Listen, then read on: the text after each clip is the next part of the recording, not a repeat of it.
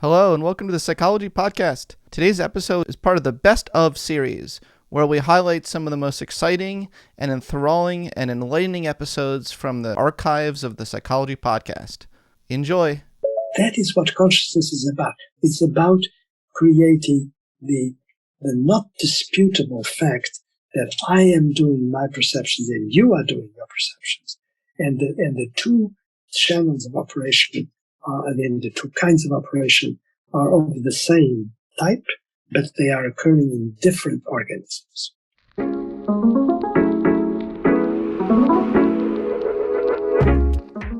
Hello and welcome to the Psychology Podcast. Today we welcome Dr. Antonio Damasio. Dr. Damasio is an internationally recognized neuroscientist whose extensive research has shaped the understanding of neural systems and consciousness. With over 100 journal articles and book chapters, he has earned many prestigious awards throughout his career. Currently, he serves as university professor, the David Dornsife Professor of Neuroscience, Psychology, and Philosophy, and director of the Brain Creativity Institute at the University of Southern California. His books, Descartes Error, Looking for Spinoza, Self Comes to Mind, The Strange Order of Things, and Feeling and Knowing, have been published in translation and are taught in universities throughout the world. In this stimulating episode, I talked to Antonio Damasio about consciousness. People often think that the mind and consciousness are the same thing, but Dr. Damasio disputes this notion. He argues that it's the complex relationship of both our brains and bodies that makes sentient thought possible. Homeostatic feelings like hunger and pain developed before emotions, and along with it came consciousness. We also touch on the topics of perception, mental illness, evolution, Panpsychism, AI, and machine learning. So it's with great enthusiasm that I now bring you Dr. Antonio Damasio. It's nice to finally meet you. We have some mutual friends in common. I'm dear friends with Mary Helen and Mardino Yang. Oh, great. Very highly of you. And it's just, it's nice to finally meet you. She's having a beautiful career. Yeah, she was I think the first person we appointed to the Brain Creativity Institute now, I think 17 years ago.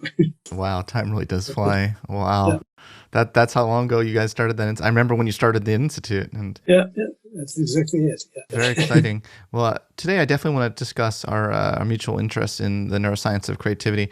But I wanted to start off today's episode going back, all the way back to 1989. One of my favorite papers of yours in the journal Cognition called Time-Locked Multiregional Retroactivation.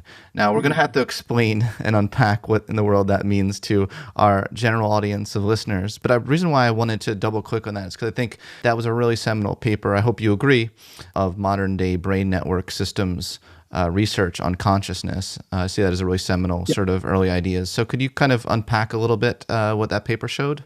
So we were interested in the idea that as you manipulate knowledge, perceptions of every kind, different considerations that we make on what we're perceiving, on what we're thinking about, based on those perceptions, on all of that needs to be stored in some way, and the storage, in all likelihood, proceeds by creating arrangements of memories, of traces of all of those events near the places in the brain where they are formed to begin with. So we have a number of portals into our brain that largely come out of the dominant perceptual systems, particularly, of course, the visual and the auditory, which clearly dominate in most individuals, and then all the other senses that we know of. And what is interesting is that the channeling of information from the sensory probes that are located in the periphery of our body and also the periphery of our nervous system, and the central part of the nervous system, they all land in different parts of the brain, which is, of course, predictable because we have a channel that goes, for example, from our eyes to a particular region of the cortex, which happens to be visual cortex, and then the place where the things that you're hearing right now, or that I'm hearing, of my own voice, they land in another place. And then out of those hubs where information is being sent to, you have the possibility of creating a sort of encircling where you have not only the immediate processing of what is being channeled at the moment. In this case, for example, I'm looking at your face in your bookcase behind you. You're listening to my voice and probably looking at whatever I have behind me. And so there's that early sensory processing, but then all around there's structures that can actually take apart the information that is coming in and provide storage for that information. Sometimes in a piecemeal form, sometimes in a whole holistic form. So you have the possibility of creating memories for what is being processed right now. And then depending on how important those things are for your life, they may stay on as permanent memories and be transformed, or they may be just disposed of in the course of life. And then what is interesting too is that most of the time our perceptions are not occurring in one modality only. So, for example, right now there is a visual perception that we're both having, an auditory perception, but also, lo and behold, we have the perception, quote unquote, of what is happening in our own body. For example, if all of a sudden you could be feeling hungry or thirsty, or you could have pain somewhere, that would be perceived as well, except that would be arranged in a different kind of system. There's a cortical component to it too as well. But by and large, it doesn't happen in the cortex. The most important parts, they happen in the brainstem, they happen in the spinal cord. So you can have all of this fabrication of traces of things that are happening to you inside your body and around you. They go to specific points in the nervous system, not in one. It's very interesting as a parenthesis that very often people that don't know anything about the brain or about the mind studied in detail can perfectly well believe that all of this is going into one great big tank, one great big sink, and is all put together. But it isn't. It's all separated at birth. It's all separated and goes into different points. And those different points where it occurs, they already are sign of a convergence of signals. And then from there, they can go to another set of stations where further integration of the signals is done, and by, again, a process of convergence of signaling, a little bit of a pyramid going into a point. And then eventually you can have combinations of those different pyramids, of those different hooking points, and create something that is much larger. That really, that's the great picture that I had for the convergence from multiple regions. And then what is interesting is that eventually you can have a combination of facts. For example, right now I'm talking to you. I have my perception of you. I know that I'm talking to you about this particular process, which is really a process of learning and categorization and memory making. But I also know that I just talked to my assistant, and we talked about a couple of specific things that I need to get done as soon as I'm done talking to you. And I'm also looking at a page from Corriere della Sera, that's the Italian newspaper, where there is a review of my new book. Was it good? Was it positive? It's very good. It's lovely. Good. Congrats. It says, it's a lovely title, Body and Feeling, The Romance of Damasio. Nice. I love it. You can't get better than that, from that. Yeah. Right. It's done by a major Italian biologist. Anyway, so all of this stuff is being integrated. And what is interesting is that if next week you call me and you remind me of this session we're having, I could perfectly well remember not only parts of this conversation, but part of what I just told you about that particular review that happens to be on my desk. So things have a way of being integrated by the time at which they're occurring, but also by the happenstance of being here at the right moment. And so things that are not linked will be linked because at that time, in this case, the time in which I am talking to you, my eyes also fell on that page that was here on my desk, actually just behind you. Anyway, so that's what I had in mind. And it has proven helpful to explain problems of memory as well as making normal memory, because we know that when you can damage one part of the system, you don't lose memory across the board.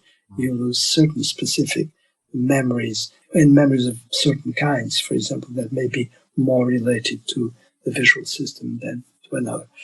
Anyway, very complicated answer for a very complicated subject. Yeah, it's a very complicated paper. Yeah. But the reason why I bring this up is because I think it's extraordinary. It was a theoretical paper, and it seems to have really a modern day work, which is really focused on systems level and brain networks, has really borne out a lot of those ideas, if not all of those ideas. So I think it's kudos to you. Kudos to you. Thank you very much. There's a sentence in that paper that I wanted to link to your more modern work. And let me just read this. You write, meaning is reached by time-locked multi-regional retroactivation of widespread fragment records. Say that 10 times really quickly.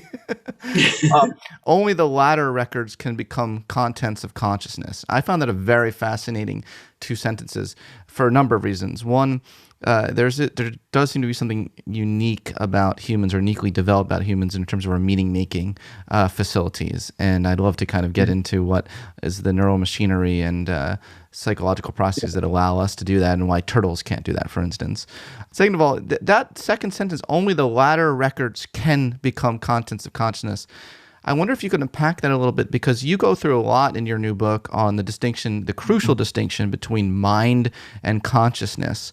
And so I'm linking the distinction of mind and consciousness, which you make so clearly now, with that very complicated sentence that I just read from your 1989 paper. I hope you're okay with that linkage I made. I think it makes sense in my head. I think it makes perfect sense. And let's actually start with the new with the things that pertain to the new book, because that may help unpack the older sentence. And what I'm trying to do there, that distinction between mind and consciousness, is critical for a variety of reasons. First, by and large, people confuse the two. And it's as if creatures that are minded be necessarily conscious, and the two things would go together and could be interchangeable. And that's not the case. The same way, actually, in our conversation yesterday by email, you mentioned something about your interests in covert processing, in things that are not, in fact, in the mind, that have to do with an intelligence that is capable but is not minded. And these are all different parts of this great big thing that we call our conscious minds, and that include a lot of unconscious processes. So, if you take simple creatures, I wouldn't start with turtles, but I would start with something even simpler, like bacteria, or a variety of creatures with only a few cells and a few nucleated cells. Those creatures have no nervous system to begin with, and yet they are intelligent and capable within the niche of the universe in which they operate. And they can perfectly well detect the presence or absence of something, which is really a form of perception, quote unquote, not a perception like we have, with detailed imaging. It's like sensing. They're very good. They do Exactly. sensing. Yeah, detecting and sensing are good words for that, except that very often they connote other things in the mind of people, and they can add to the confusion. But at any rate, they can detect, sense stuff, and they can, with the machinery that they have, respond in a certain way that is consonant with what they detected. Now, that is an intelligent thing to do. There's no question that it is adaptive and intelligent, and it is protecting them because they may detect something that they need, such as, for example, food, a food particle, or they may detect something that is potentially harmful, and that's good because it's going to protect their body and to allow them to live as long as their machinery is meant for it to live, genetically speaking. Now, so that is intelligent, but not minded and not conscious. Now, when you turn to what we do at the other end and what many other creatures do in between, we have not only the capacity to detect, to sense stuff, but then we also have the capacity to represent what we detected and also represent ourselves as victims of the detection. And we have the capacity to know that all of that relates to our unique organism. So these three tiers are very, very important to separate. And unfortunately, in the minds of most people, this is one great big salad. And what I'm trying to do, if you ask me, what is the most important thing that I think I'm doing right now, in addition to explaining stuff that I'm passionate about, such as how you get to have a feeling, is actually insisting on this separation. So you have a mind when you are capable of representing something that you detected. And fortunately for us, we have the capacity to represent tons of things depending on the different sensory channels we have. Things outside of our bodies and inside of our bodies. Then we have an intelligence provided we are capable of responding to things that are in our environment, but not necessarily representing them. And then we are conscious when we connect the thing that we are mindful of with our own organism. The beauty of consciousness is that when you have,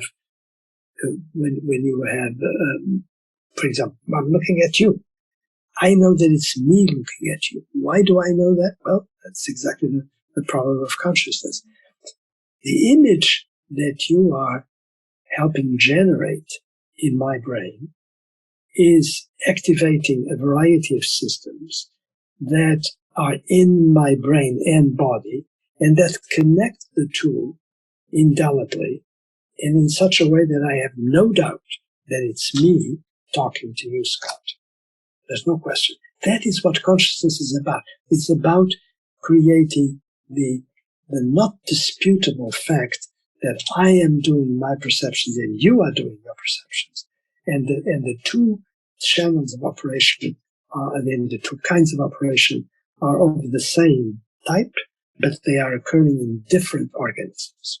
Yeah, for sure. And this is a really unique aspect of your theory of consciousness, which not everyone in the field has this definition of consciousness. You know, there's panpsychism is really hot right now, right? Yeah. The panpsychic people, can I say that? The panpsychic people, they wouldn't say it. You have to have that criteria of the organism being able to identify it with itself in order for it to be conscious. And this makes your work very unique and very influential, that you really are arguing that there's a very important distinction. A lot of people in the field do not make this distinction. You know, we should make that clear. Yeah, absolutely. Yeah, and I think that if you don't make those distinctions, I think you actually end up in the place that led to panpsychism.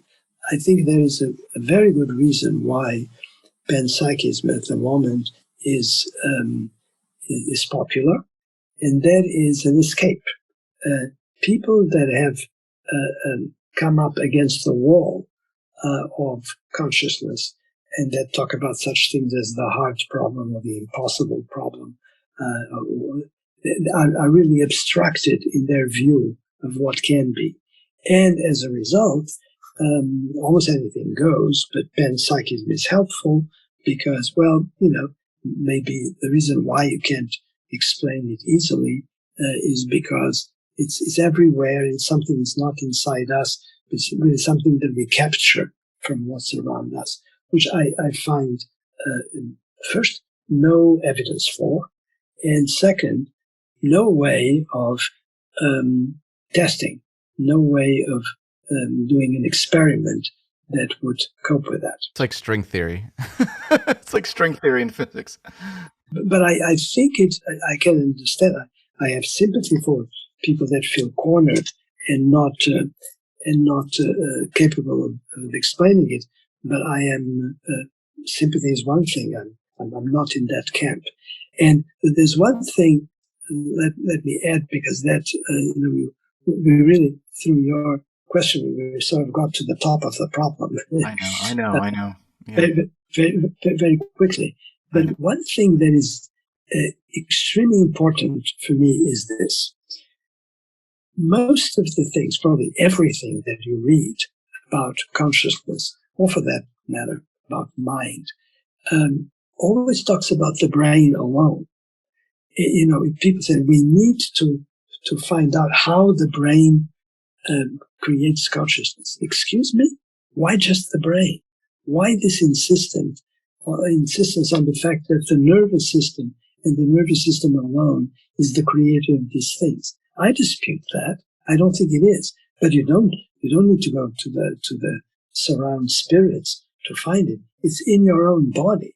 The logical march here is from creatures that are alive, have bodies, but don't have nervous systems, to creatures that eventually are alive, have bodies, and have nervous systems.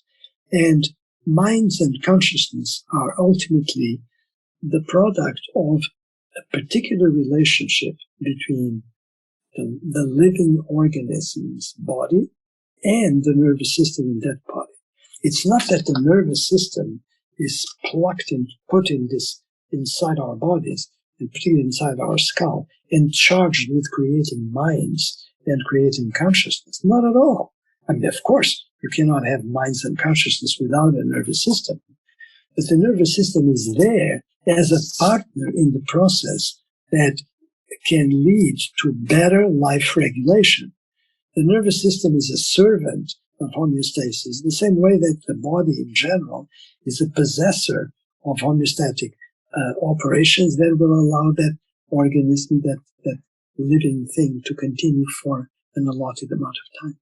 Well, it sounds like there are implications there for those who argue we might be able to upload our brains someday and continue our consciousness. It sounds like you're saying, no, that's not going to be possible because the brain is not only consciousness is not only in the brain, right? Exactly. So what the consciousness, when you analyze what it really means to be conscious, when you come back to the thought that I advanced for you, which is that it's about knowing that I am here in my body, in this life, and that the things that I have in my mind, the representations I have, do not belong somewhere else, do not belong in another organ. They're mine. How do I know that they're mine? Well, they know that they're mine because my nervous system is in constant interaction with the organism in which it is located and without which it could not live. It's not. Yeah, I totally get it, and I just want to for people who are not as cognitive scientists, they're maybe listening to some of our conversation. There are a lot of technical terms we're throwing around, but one implication I see from a lot of this as well with the uploading of the brain is that we may be able to upload and replicate a mind, but not consciousness.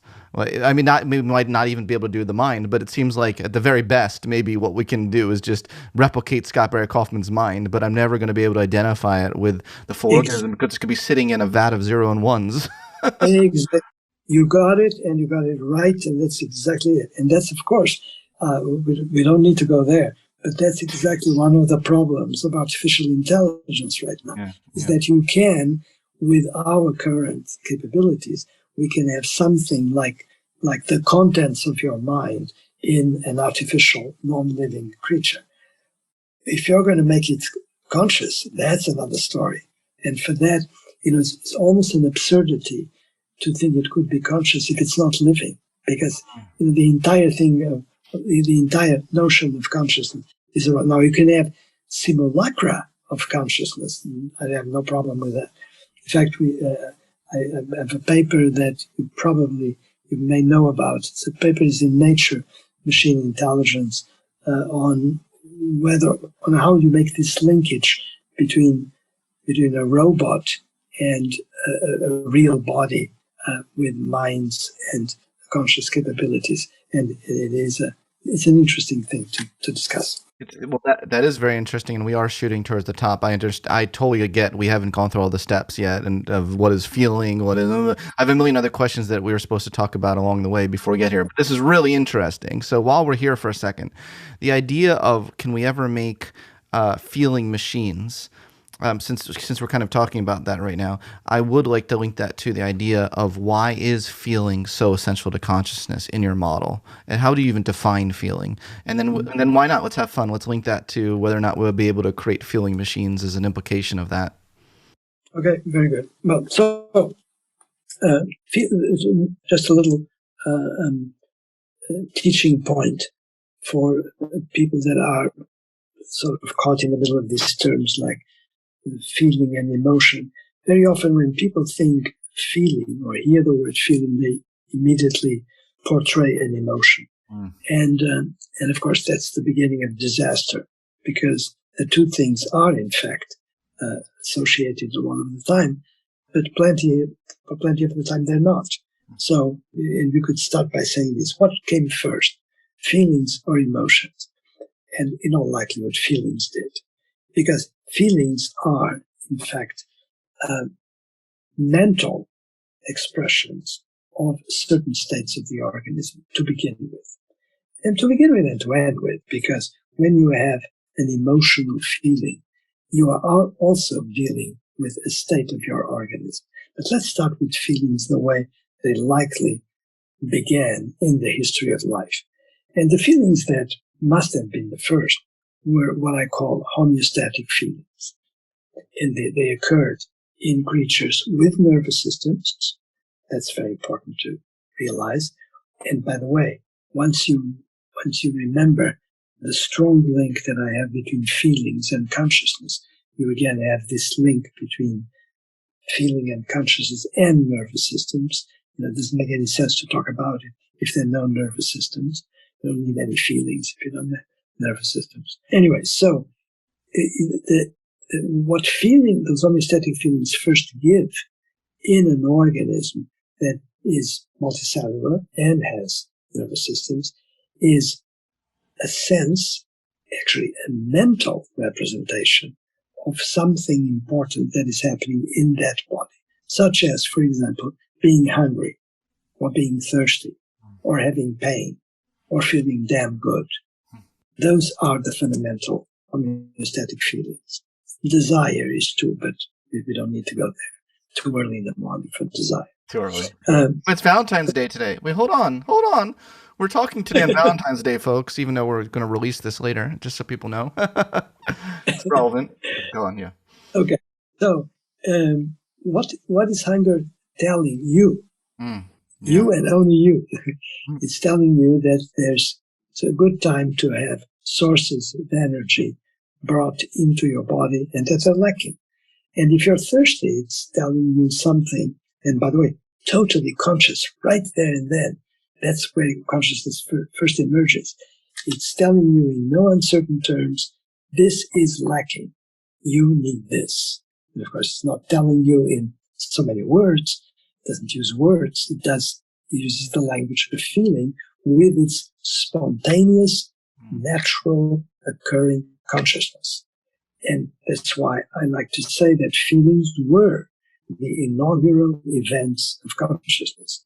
One fine day, after lots of variations on the theme of organism regulation, this magic potion occurred within living organisms with nervous systems, and that was feeling. And it is so successful. It is so good at telling you immediately, drink, eat, recoil from an attack, do something because you're having pain and it's probably going to kill you. Do something to prevent it or avoid it, or go to the doctor. All of those things were extremely informational. They were giving you there and then useful information to maintain your life. There's no way you could have proceeded life in a complicated organism with multicellular and with nervous system if you did not have that information. In other words, you went rapidly, some 500 million years ago, you went rapidly from having organisms that, unless they were lucky, they would die, to organisms that, even if they were not lucky, they had enough information to do something useful about their life and to reduce the risk of death. And this makes perfect sense from an evolutionary perspective, and that's where I think consciousness began, at the level of feeling. Now, because you wanted me to say things about feeling for your listeners, then I will also say that the confusion with emotion is a problem, because what developed in living creatures as emotions, which don't develop with humans, developed before, of course, are theatricals. They're certain kinds of expression that you can have in the body and in the face. Once you have a face that is manipulable with different muscle groups, it's certain kinds of expressions that register something that is happening to you, something that is in the environment, some reaction that you have to others. Examples: a feeling, an emotion of fear when you are recoiling from something that potentially may attack you, and which is accompanied by a feeling of fear. So this is where things get extremely complicated, and people really need to think a little bit, because then it's clear as daylight. When you are having the emotion of fear, your eyes bulge, you pull back, and lo and behold, your body changed. And because your body changed, those changes are what produce the feeling of fear. But the emotion itself is a set of actions. By the way, the word emotion etymologically is perfect. It's about the Latin emotere. It's to move to the outside.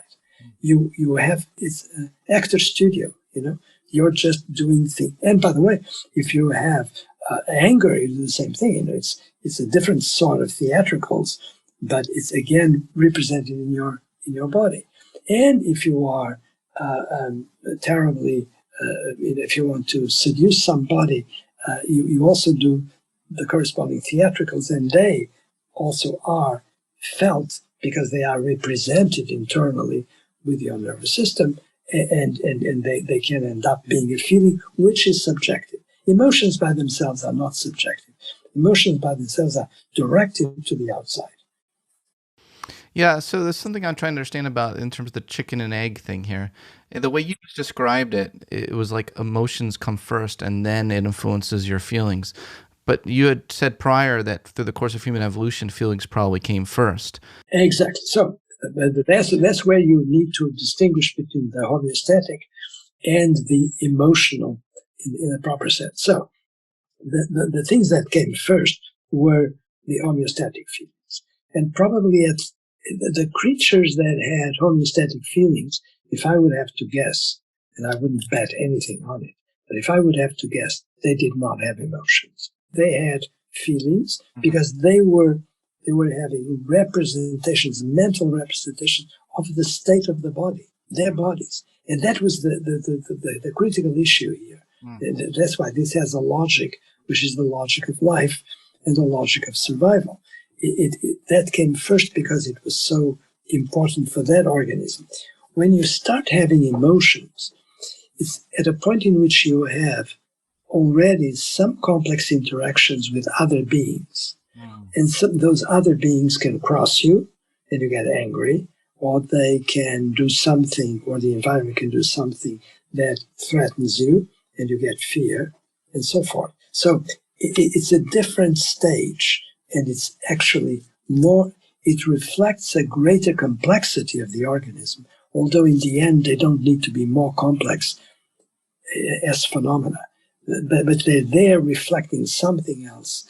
But all of this can end up felt, and felt simply means that you automatically know it's in you, it's in your organism, and that also means that you are automatically conscious. The two things have to go together. I hear what you're saying. I'm just trying to think this through in my own personal life, because my gosh, you're right. We are such social humans. The humans are such social beings, I should say.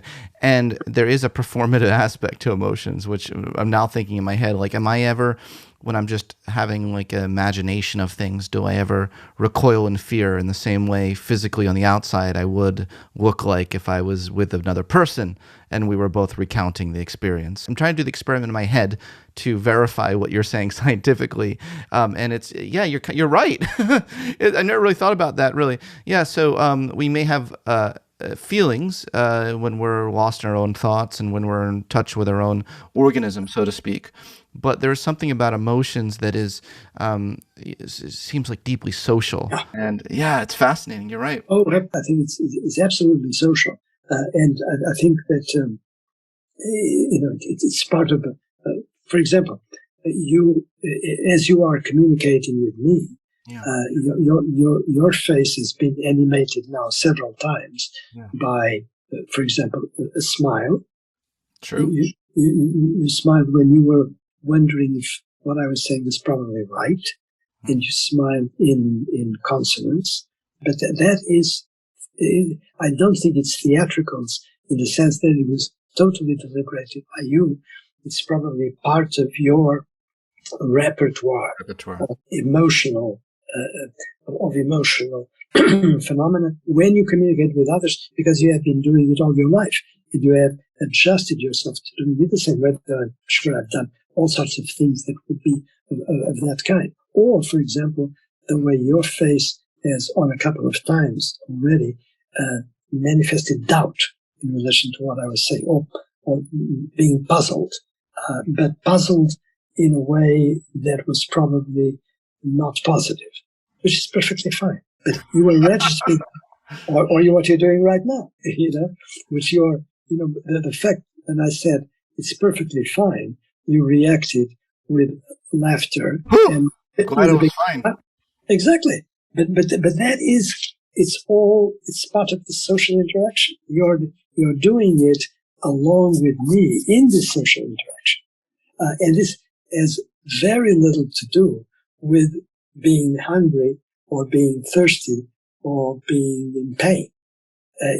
Those are different things. Those are spontaneously occurring in relation to what your nervous system is getting in an interaction with its own body. Mm-hmm. Or I like to say the opposite.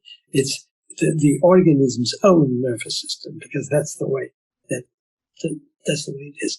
And it's completely different. By the way, one thing, so that in case we end up, because this is so interesting and we're going in so many directions, so that I don't forget, there's something fundamentally different about the perception of our body by our nervous system and the perception of the outside world. So, for example, right now, I'm perceiving you, and I can look out and perceive the Santa Monica Mountains. There's no way that I can go interactively with the Santa Monica Mountains or with you at the level of the perceptual object. But with my body, that happens. So if my body sends a signal from one particular point, say, for example, I'm having pain in the neck. Sorry to say, you're not a pain in the neck. Anyway, and that's because I was moving books yesterday and the day before, and one of the times I carried too many books in one go, and I twisted muscles, and I have a pain. What is interesting is that there's signals that are coming from the muscles, the muscle fibers that have been disrupted and probably torn, and they're going into the spinal cord, in this case, the brainstem, and then the central nervous system. It can go all the way up to the cortex, although in many cases it doesn't need to. Okay. What is interesting is that the signals come in and literally ascend in the nervous system, but the nervous system has the possibility to respond to the origin of the perception. So we have a crosstalk between our body, its non-neural components, and the nervous system. The non-neural components of the body talk to the nervous system talks back. One thing that it does, that you experience constantly, has to do with pain or has to do with itch. For example, if you have an itch in your skin is dry, it's itchy. Well, it's itchy for a little bit. You can scratch it a bit and it will go, but then it will come back. But then after a while, even if you don't do anything about it, it will go. And it will go because the central nervous system is sending signals back to that place, doing at the local level chemical corrections of the environment so that the thing gets adjusted. So it's never the case that you have a body here and a nervous system here, like I have my brain here and you on the screen. There's no way that screen and you are going to do anything to my nervous system directly. Whereas in the case of interoception, that happens all the time. So that's another fundamental way, which, by the way, has been completely neglected by anybody that is doing theory on consciousness, with extremely rare exceptions. There's no way that you can understand this phenomenon without acknowledging that interoception, that is the perception of the interior, quote unquote, is different in its design, in its operation, from the perception of the outside world. These are two things that are completely different. Now, of course, in our high-functioning minds and brains, it all works together very well, yet they are different. And it's those differences that give you an entry into problems like consciousness, and that you can explore and exploit to your advantage. For sure. I mean, if you're a psychopath, you can absolutely, there's a real huge distinction between feelings and emotions. And if you're an actor, there's a huge distinction. But it seems like in most people's everyday lives, there's a great feedback loop between the two that makes it more genuine, so to speak. In my view, there seems to be something different between the way I'm responding to you socially today and an actor would respond to you, because I am feeling things that are correlated at a p less than 0.05 level with the expression on my face. So it's not complete random. Do you know what I mean? Right. Absolutely. I totally agree with you. Yeah. And the connection to acting is only useful to bring home the point that certain things can be fabricated at the level of actions because they are to begin with actions. And of course, what we call a great actor is someone that can do those expressions so well that it looks spontaneous and real, as opposed to being fabricated by technique. Oh, you know what? I would even go one step further and say probably the best actors are those that have a really good congruence between a fabricated emotion and then the genuine experience. I totally agree. And I think, and that actually speaks to the distinctions. For example, actor studio actors and non-actor studio actors have that kind of difference. They're good. It's such a talent. It's so amazing. I mean, obviously you earn that, but I do think that there's a certain talent component in there as well. And that's a fascinating question, is what is that talent component? Yeah. It makes you good at that. I love thinking about the aberrations or the outliers to lots of this kind of stuff. We start thinking about things like schizophrenia, and the way that that mind is, the different altered brain network connections in people with schizophrenia. Would you say that when they're having a psychotic episode, that they're not, let's say they're having a dissociative episode where they're not identifying the contents of their mind with themselves, would you argue that in those states, schizophrenic patients are not conscious? By your definition? Oh, no. I would never argue that. No, I think they are conscious. Okay. Because there is there's something, Scott, something that I want to tell you, because you're interested in this, and also to your listeners.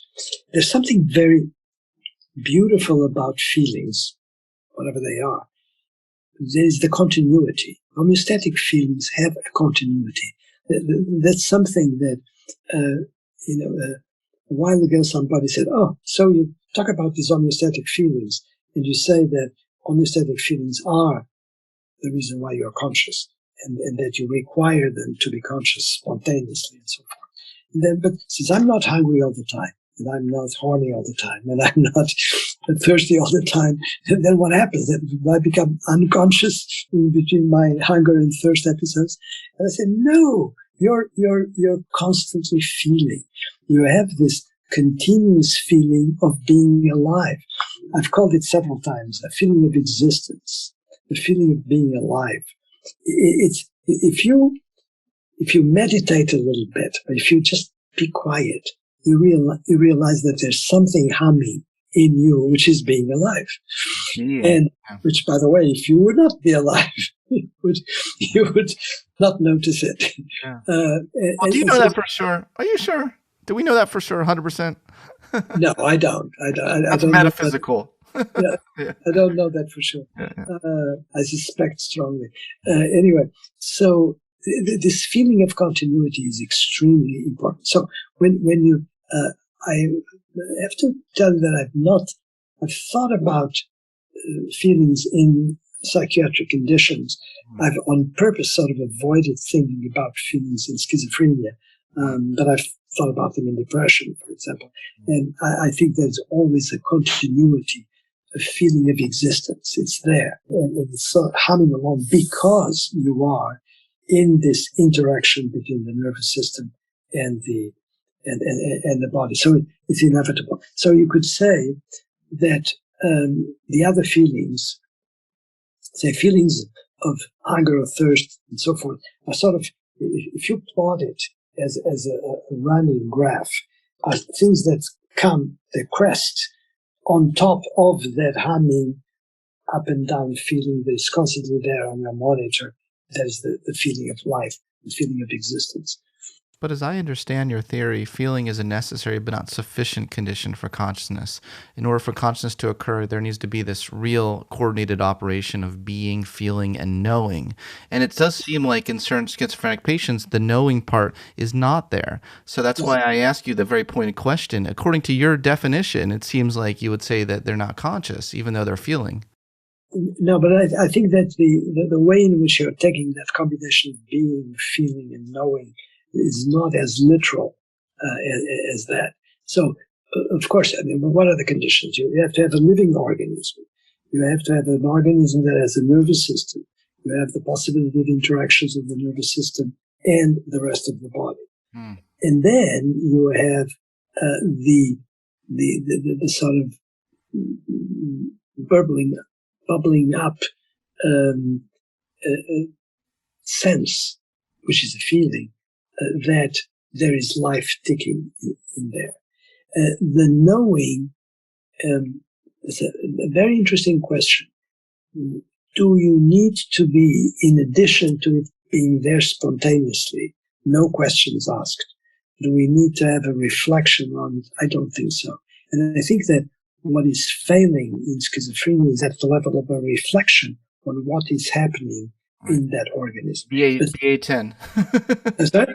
BA10. Yeah. So, right. So the spontaneous feeling of existence is still there. It doesn't go away. But it's quite interesting. Yeah, I'm not letting this go. I'm not letting this go because it is very it raises a lot of interesting questions. No, because dissociative episodes. I'm going to think very carefully about your question on schizophrenia, and I will send you an answer. Thank you. I really, truly appreciate that. This is what a good scholarly conversation is about. So we're modeling that right now. So wonderful, beautiful. Let's talk about creativity a little bit. It's a topic we both love. And the neuroscience of creativity. I know you're very interested in complex emotions, things like the bittersweet. My friend Susan Cain just wrote a whole book about this emotion, bittersweet. But I know that you're really interested in mixed valence emotions, and I'm absolutely enamored with that as well. What's the role of these kinds of mixed emotions in helping us have more complex cognitive processes like creativity and meaning making? Fair question. Yeah, everything is fair. It goes in the mix. Creativity is such an extraordinary field to look at. I think that depending on, it all depends on what you're working on. If you're writing literary sentences, or if you're making a painting or a sculpture, they're very different levels of operation, different complexities, and they all exploit this amazing high level of consciousness that we have gotten to, which, by the way, is one of the reasons why people are so confused about consciousness and why it is so difficult to bring them down to the simple fact that feelings are spontaneous events in consciousness. Because most of what people have been thinking and reading about creativity, about consciousness, has pulled them up and has taken them to not only high-level consciousness, but to the consequences of high-level consciousness in the form of the creative objects that are around us. So nobody ever started looking at consciousness from the bottom up. People start looking at consciousness in the extended consciousness. Totally. That occurs when we have this sort of literary sense of the universe together with the science that has accompanied it. And creativity is so central to this. But again, it sort of pushes you up where you have consequences of being conscious, but where the real operations are no longer in the domain of consciousness, but rather in the domain of knowledge and creativity, in the domain of manipulation of knowledge. Now, of course, you couldn't manipulate that knowledge if you were not conscious to begin with, if you had not been so richly conscious that you gave to every little bit of knowledge that you have in your brain right now, you gave it the gift of consciousness, which really means you gave it the possibility of connecting with your life. That's it. You're conscious, even if you're thinking, you have just been listening to a particular passage of Mozart or Bach. Those are so incredibly complex in the way they were written or in the way they're being performed by a superb soloist. And that is only available to you if you can bring down that thread into your body, and if you can connect it to the state of your body at that moment. That's when consciousness occurs. But of course, we have spent most of our lives thinking about it from the top at the level of extended consciousness, which is not even a good name. I don't use, I coined it, so it's my fault. But yeah. but I don't like to use extended. It's extended mind, really, not consciousness. Well, I completely agree with what you just said, and it links to my own work on reduced latent inhibition and creativity and creative achievement. Work I did in my dissertation, where creative people tend to have this reduced threshold for that pre-gating mechanism for kind of allowing in some of that more sensory information and not tagging things as irrelevant. This is also work that obviously like people like Jordan Peterson and Shelley Carson did as well. So I think that's more of a bottom-up approach along the lines of what you're talking about, right? Yeah, absolutely. Yeah. Yeah. Very good. Very good. Yes, I got a very good from the famous Antonio Damasio. Yay! In another area of creativity that I really am fascinated with, which I nerd out a lot with our mutual friend and colleague Mary Helen Immerdino Yang, is the default mode network. And I'm wondering, I want to hear your thoughts about the default. I just saw your emotion there on your face there when I said default mode network.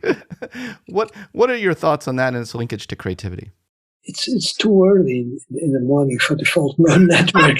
I love that. Yeah, I love that. Yeah. I'm still half asleep. You don't want to go there. Well, it does seem like the default mode network, which is a network of brain areas in the medial surface of the prefrontal cortex, primarily, that seems to support a lot of different forms of social cognition, imagination, mental time travel into the future. And as Mary Helen Immerdino Yang has talked about, its connection to meaning making and how that could potentially be connected to creativity. Do you personally, in your own work, do you see that as a central hub of creativity, of the neuroscience of creativity? I certainly see it as a very important component, a very important contributor. I don't know if I would call it the central hub, but certainly something extreme and important. Oh yeah, absolutely. Yeah. You should talk about it. You know about it. I know about it. Well, the thing that fascinates me about the default mode network and in relation to our conversation today is that you can kind of, to be poetic about it, when you're jamming in the space of your default network, when you're improvising, when you're just in touch with the stream of your mind, not necessarily consciousness, but the mind, right? The stream of mind. The stream of mind, or William James, called it. Yeah. He called it the stream of consciousness, but he should have called it the stream of mind. I just realized. I just realized that. But it seems like when we're jamming in the stream of our mind, great, amazing, creative things come out. When you're doing jazz improvisation, when you're trying to get in this state where you're doing poetry. So it does seem like consciousness is not. Consciousness can even get in the way sometimes of creative generation. It could. That's a perfectly reasonable thought. Yeah, absolutely. Yeah, maybe you. It might not be bad at certain points to sort of separate yourself from that hook, from the fangs of consciousness. Yeah. Maybe that's exactly. Flights of poetic fancy are exactly moments in which you make that link more tenuous. How about that? Yeah. And obviously we can't stay in that state all the time, 24/7. No. It wouldn't be good for... No, it wouldn't be. See, that's another interesting correlate, because then it would move you away from the really life-saving consequences of being conscious, which basically have to do with house management. Consciousness is very simple. It's all about keeping the thing going as well as possible. And then there's the flights of fancy. That's in another sphere. Another sphere. But, can I have a question? I will have to go very soon. So can I ask you a question? Of course. So, are you really interested in panpsychism? I think it's interesting theory, but I don't. I'm very skeptical. I'm very skeptical of it. Yeah. You don't buy it. I'm skeptical of it. I haven't not bought it yet. I haven't bought it yet either. I'm still thinking about whether I should buy it. But yeah. I'm skeptical. But some of my closest friends, like Annika Harris, in her own right, she wrote a book on consciousness. She loves it. Philip Goff loves it. He was on my podcast. He was extolling the merits of it. I know. There are people that are very much like us, people that can think that way. There's nothing wrong with it other than being wrong. I mean, there's nothing wrong with falling for it. There's wrong if you fall for it forever. Well, I will say, sort of ending here today, I really do see the logic of what you've outlined and why consciousness seems to require the coordinated effort of these three we call them systems in a way, these three elements of the body that interacting with each other in very unique ways. But this element that the nervous system is an important part of it does have deep implications. We never answered the machine question, so maybe we should end on that one, because we had that's a thread that's still open. Can we ever have feeling machines? And you have argued in your book, a new generation of feeling machines can probably become efficacious assistants to really feeling humans as hybrids of natural and artificial creatures. No less important, this new generation of machines would constitute a unique laboratory for the investigation of human behavior and mind in a variety of actual realistic settings. So that's exciting coming down the pipeline when we can start to meld fast computer processors with the nervous system. So we can get the coordinated effort of the elements you talk about in a way that has like a super duper hyped up processing capability. That could produce some interesting forms of consciousness, right? Absolutely. And you would have to have some kind of body aspect to it. In other words, you will need to mimic certain properties of a living organism in order to get to it with any hope of success. And right now we don't have that, but I think it's perfectly possible. Yeah. It's possible. Antonio, oh my man, thank you so much for this chat today. It really was delightful to talk to you. We should keep up the nerdy conversation. Very good. Anytime. I enjoyed talking to you. It was fun. It was so much fun. Best of luck with your book.